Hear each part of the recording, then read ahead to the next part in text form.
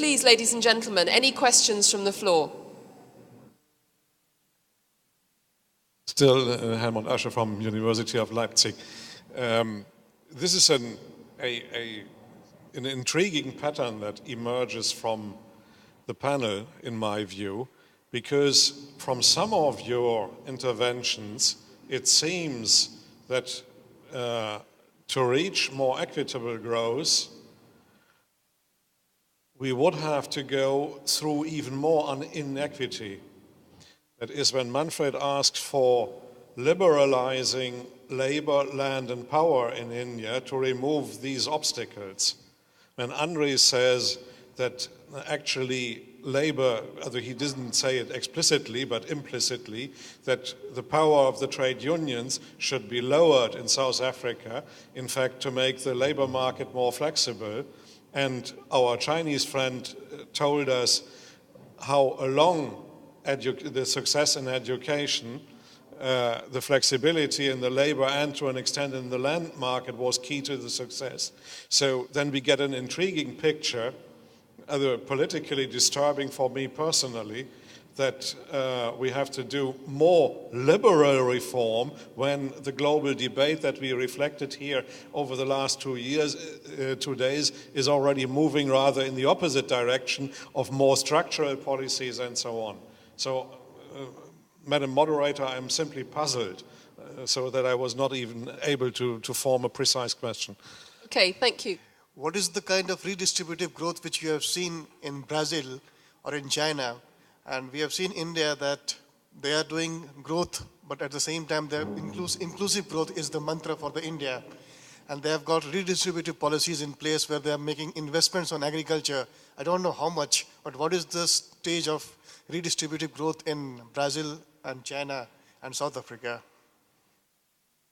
Thank you so much. It's just an observation. The past 2 days, whatever I've been hearing about, we have been discussing a lot on poverty reduction and equitable distribution, but somehow one concept which probably I missed out or was not being discussed as much as it should have been is the role of the non-farm sector.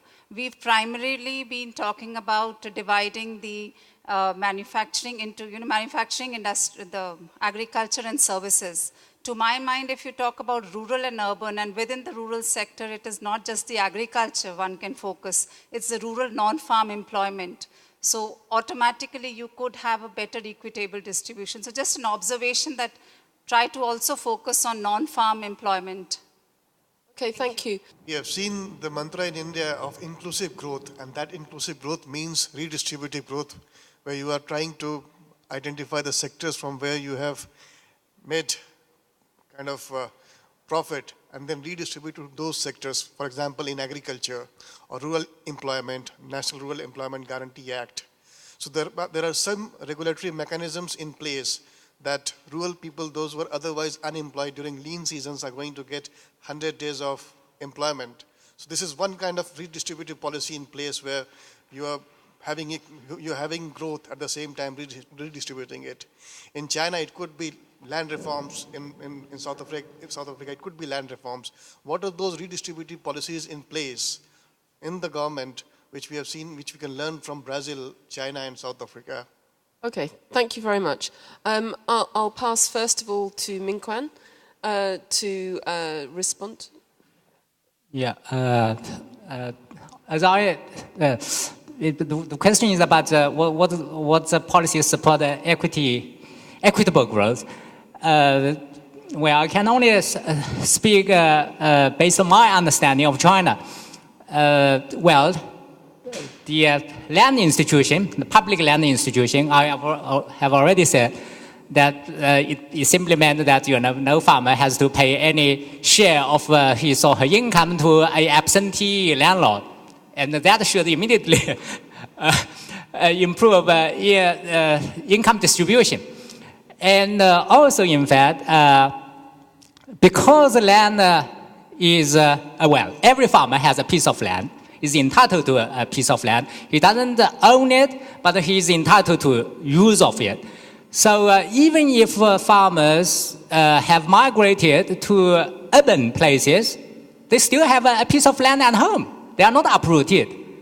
They can always go back. And in fact, that sets a floor price, floor wage for those migrant workers. So you could immediately see that, that should be good for income distribution as well. I would cite these two policies or institutions as the main factors working for more equitable income distribution in China. Thank you very much, Minquan. Manfred. To Helmut Asch's puzzling observation or observation of puzzlingness, I would respond with my grandfather and with Arun Maira from the Planning Commission of India. My grandmother in the sense of economics, basic economics in the sense you can only distribute what you have earned, which is a lesson, say, our societies are learning at the moment also, because it seems that democracies tend to spend a little bit more than what they have earned, which is why they get into debt. So that would be one part of the answer. The other part of the answer is Arun Maira in the Planning Commission in India, in the sense that he was asking his colleagues, have you thought about what is the European country that has best performed economically in the last years? And then they said, yes, Germany. And then he asked them, have you thought which is the country in Europe that has the strongest trade union movement? And then they said, yes, Germany. And then he asked, have you ever thought that there is a relationship between the two observations? Means it doesn't have to be that you get worse. The question is whether there is something like a social capital that you have agreed between the different groups that you want to get along with each other on a sustainable basis. If you don't have that social capital, then you run into the problems you're describing. Thank you. Fabio, do you have any responses? I think that the second question was on Brazil as well, right? So the session is on equitable growth. So what really inclusive growth means is something that we still struggle at IPC as well, which is a policy center for inclusive growth. But I think that's not only the idea of having social protection as a fix. After you have the PEGNet process, you have the increase in inequality, and social protection comes just to fix these disparities. I think that the idea in having social protection in social policies for inclusive growth is the idea that the social protection actually can help the growth process and make it even more inclusive. So I think that the countries have tried different paths. I think that this morning we had this discussion when Jessica was presenting the paper. There are lots of path dependence on the way social protection policies are made. Which doesn't mean that you can't have innovation in order to make the usual things that you have, or that the society has used, or have the social contract that accepts, for example, the employment guarantee schemes or the public works in India, and accepts, for example, the social pensions in the case of Brazil, or the conditional cash transfers in the case of Latin America more general. The idea is to think how these policies can be linked with other policies in order to make to help growth and to make the growth process more inclusive. I don't think there is a blueprint, but there are some technologies that can be used either in the National Rural Employment Guarantee Scheme in India and also for Bolsa Família in Brazil, for example. And I do think that IT can help a lot. I would add another important policy, which is investment in social sectors, education. Again, it should be obvious. If someone is completely illiterate and uneducated, the opportunities, economic opportunities for him or her are limited. So, which would mean that he or she could be in a serious poverty. So, in the case of China, another important public policy which has improved income. A positive force for more equitable income distribution is investment in education. Minquan, and lastly, Andries. To my colleague from University of Leipzig, I have the feeling you put words in my mouth there. My concern with the teachers' trade union is not that they're part of an inflexible labor market, it's that they fail the exams for which they're preparing their own students.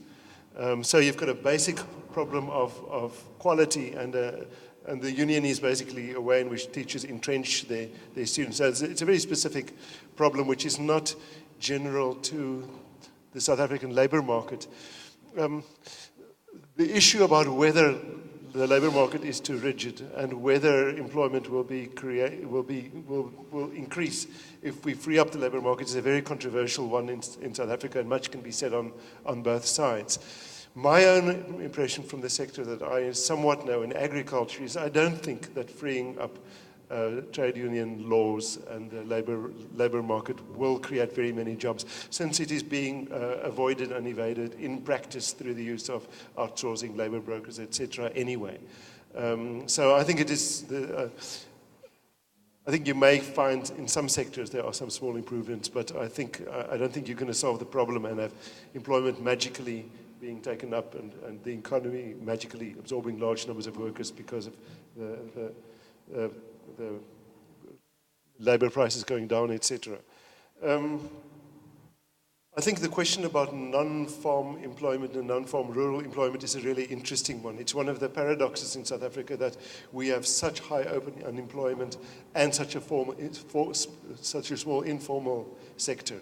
And finding policies that can help us increase the size of the rural non-farm sector is very important. One of the things that I think we are seeing is that the nature of the local economic linkages between the local farm sector and the local non-farm sector are very, very important. And you must be very careful of disembodied forms of economic investment, putting, for example, industrial large-scale agriculture that simply supplies distant markets and bypasses local markets, putting in supermarkets whose supply line bypass local small farmers, etc. So you need to look at the nature of the local linkages and the local multipliers if you want to do something about in non-farm sector.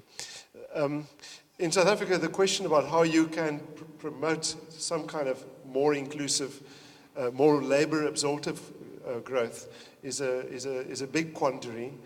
The assumption was, in a way, if you simply free markets and support poor people into participating in those markets, they will be absorbed. Their found employment, economic growth will create jobs, and that will mop up poverty. And what we found is that if you are sufficiently marginalized, sufficiently without resources, sufficiently without education, you can't compete in those deregulated markets.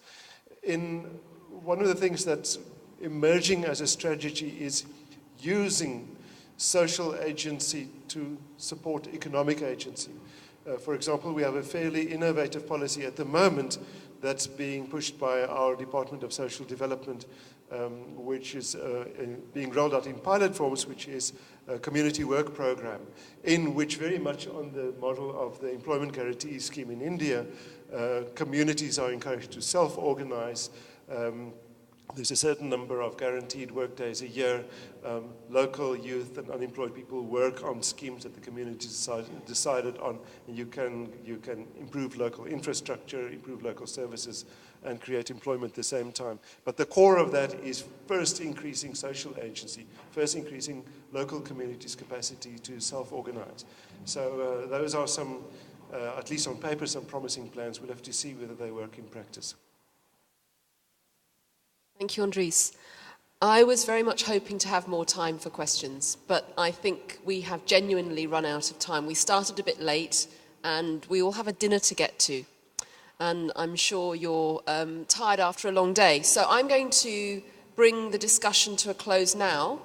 I still have several questions that I'm going to be pumping the speakers with over dinner, and I hope that you will also find time to discuss any outstanding issues with the speakers as well.